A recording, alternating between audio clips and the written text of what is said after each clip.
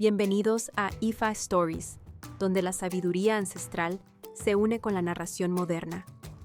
Adéntrate en el mundo sagrado de Ifa, el sistema espiritual yoruba, donde cada historia encierra el poder de la adivinación, el destino y un profundo conocimiento cultural. Acompáñanos mientras desvelamos los misterios de los orishas, las fuerzas divinas que guían nuestro camino, Orunmila, los irunmoles y muchos más. Cada historia es un puente entre el pasado y el presente, tejiendo lecciones atemporales que inspiran, iluminan y transforman. Abraza la sabiduría, honra la tradición y embárcate con nosotros en el corazón de Ifa. Suscríbete ahora y deja que las historias te guíen. Para explorar historias yoruba completas, enseñanzas de Ifa y sabiduría ancestral, visita nuestro sitio web www.ifastories.com. Da un paso en el camino sagrado para acceder a más recursos e información.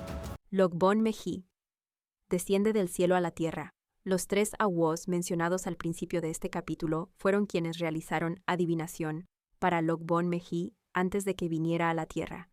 Se le aconsejó hacer sacrificio con un pato a su Ifa, una tortuga a su cabeza, Ori, y un macho cabrío a Esu. Se le pidió hacer estas ofrendas porque iba a convertirse en el depositario de todo el intelecto de las divinidades al llegar al mundo. Así fue como ganó el nombre de Logbon Meji después de completar el sacrificio. Al llegar a la tierra, estuvo al servicio de todas las divinidades principales. Servía a las divinidades por turnos y fue capaz de aprender sus caminos y secretos. Cuando obtuvo su libertad, las divinidades lo sometieron a varias pruebas, las cuales superó gracias a todo lo que había aprendido de ellas. Por eso, cualquiera que nazca bajo Turupon Meji en Igbodu debe alcanzar la comprensión de todas las divinidades principales, además de Ifa, a saber, Sango, Gun, Olokun, Esu, Samponá, etc. Se volvió tan sabio que otros empezaron a aprender de él. Tuvo muchos hijos, casas y una gran clientela.